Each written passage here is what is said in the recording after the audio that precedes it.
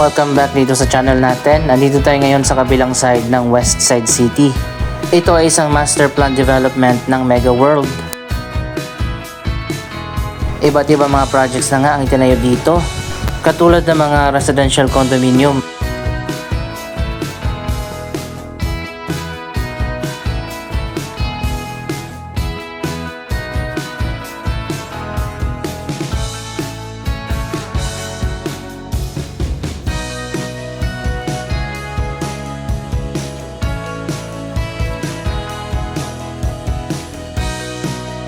Dito sa side na to ng Westside City, isang cluster pa lang ng residential building ang naitayo na. Ito ang The Gentry Manor.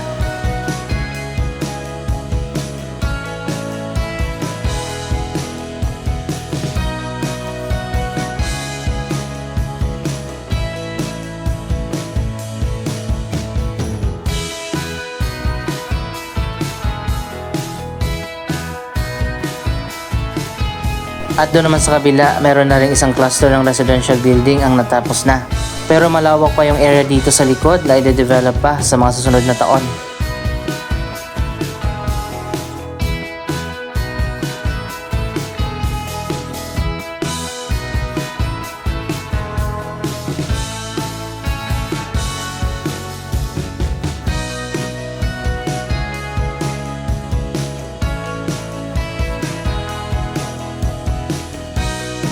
Kung nagtataka kayo ano itong malawak na property dito sa harap ng Okada, Manila na hindi pa rin na-develop sa ngayon.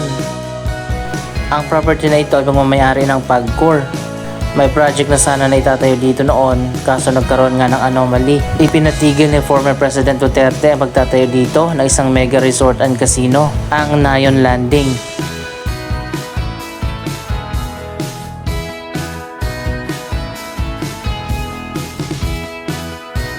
Na-cancel na nga ang proyekto na yon at hindi na natuloy. Isa sa mga unang mega project na itinayo dito sa Entertainment City ang Okada, Manila.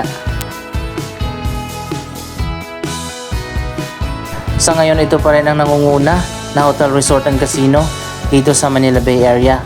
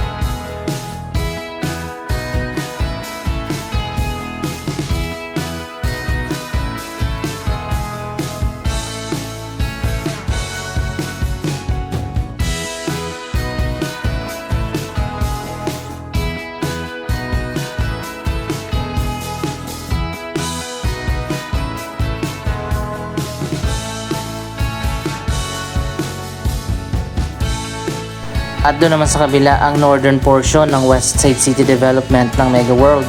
Diyan naman marami ng project ang naitayo at halos fully developed na.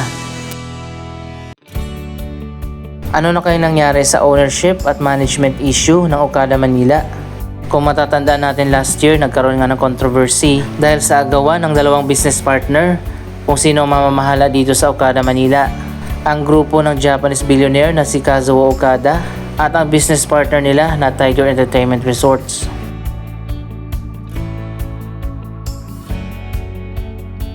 Sa ngayon yata ang Tiger Entertainment Resorts ang namamahala dito sa Okada, Manila.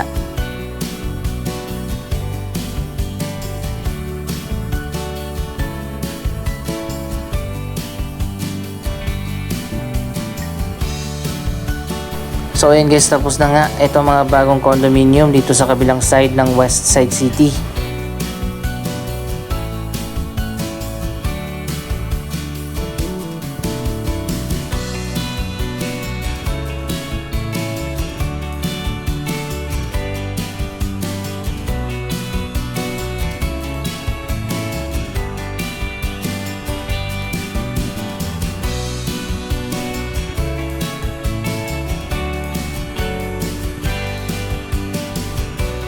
Ito yung pinakabagong condominium na natapos na rin.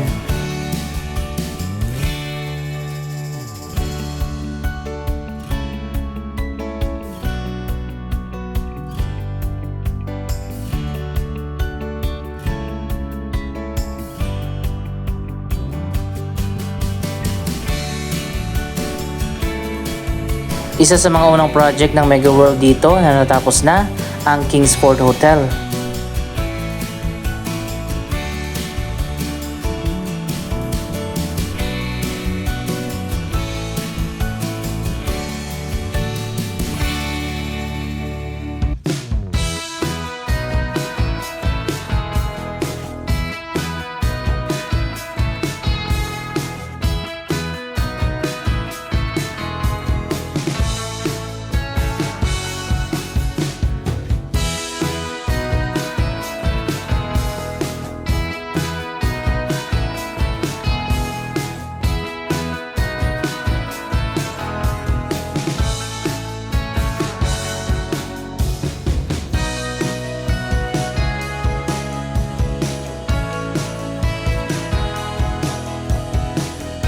Isa sa pinakamalawak na hotel dito sa ating bansa ang nagkaroon na nga ng soft opening dito sa Westside City, ang Grand Westside Hotel.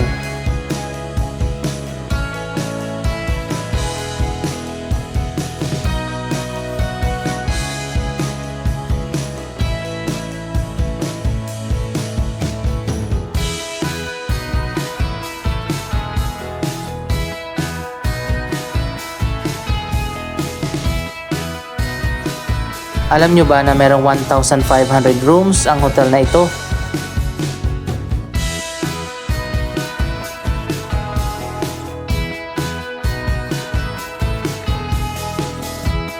At sa likod niyan, isang bagong residential condominium ang tinatayo sa ngayon.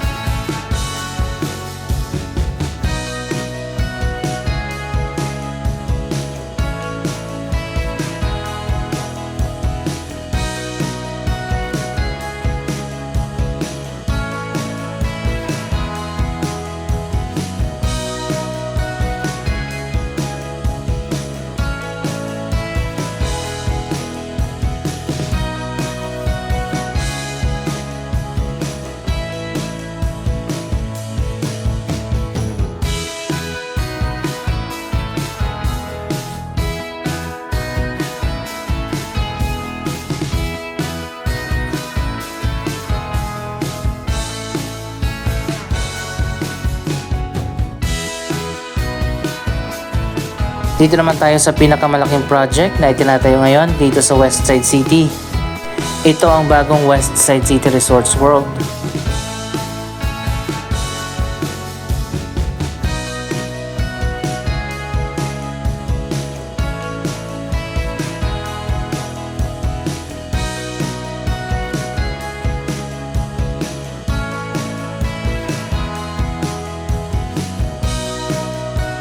Bukod pa sa hotel and casino, magkakaroon pa dito ng Grand Opera House, shopping strip at marami pang iba.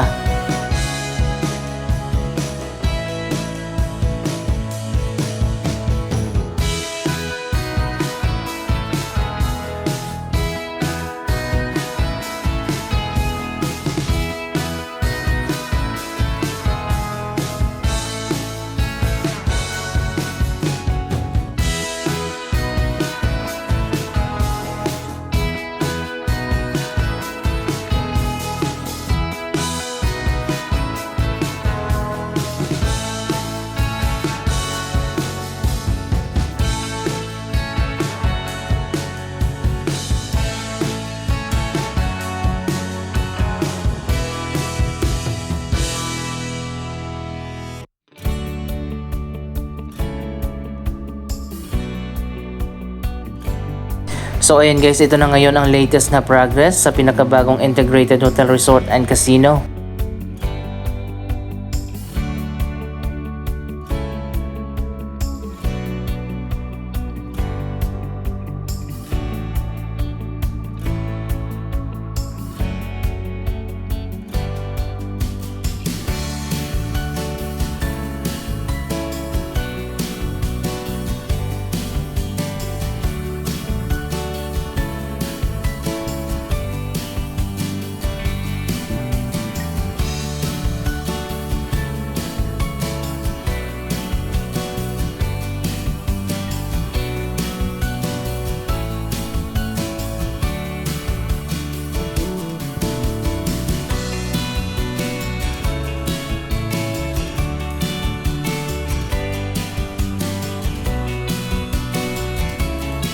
Wow, napakaganda na ng bagong Resorts World.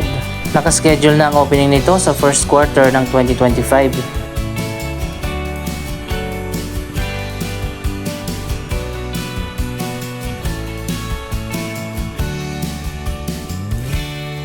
Nailagay na rin yung mga glass panels at windows, pati na mga LED light. Napakaganda dito sa gabi.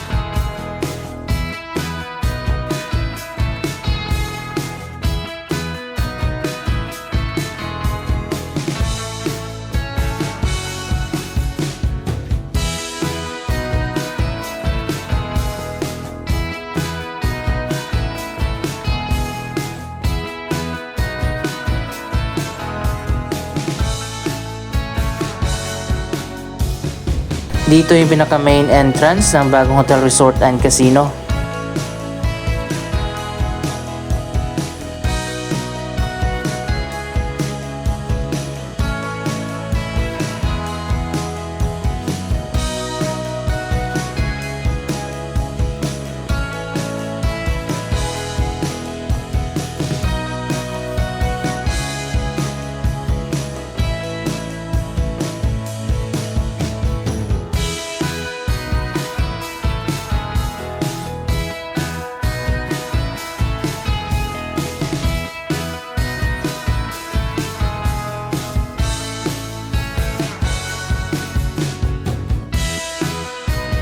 Ang bagong elevated walkway naman na nagko-connect sa dalawang hotel, malapit na ring matapos.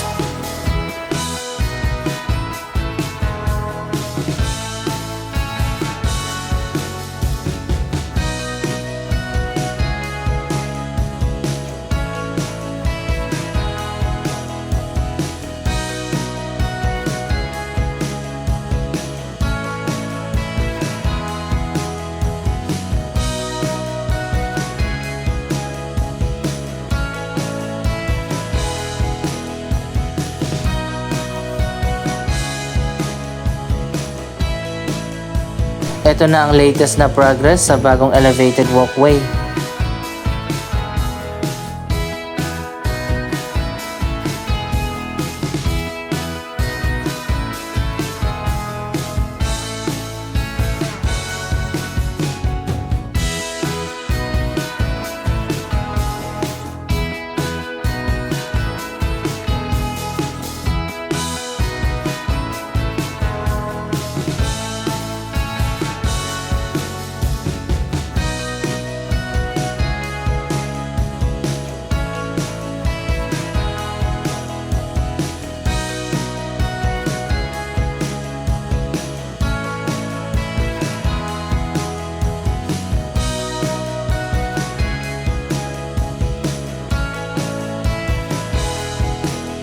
Dito naman sa dulo, meron pa mga ongoing projects na itatayo dito. Dito siguro itatayo ang commercial at retail area ng hotel and casino.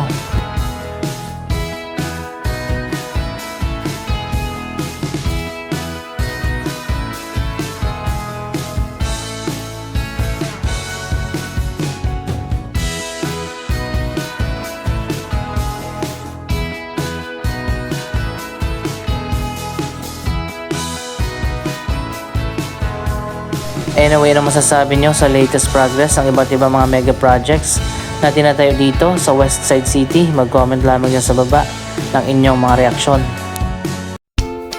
Maraming salamat sa inyong panonood. Don't forget to like, share, comment, at subscribe. Thank you for watching!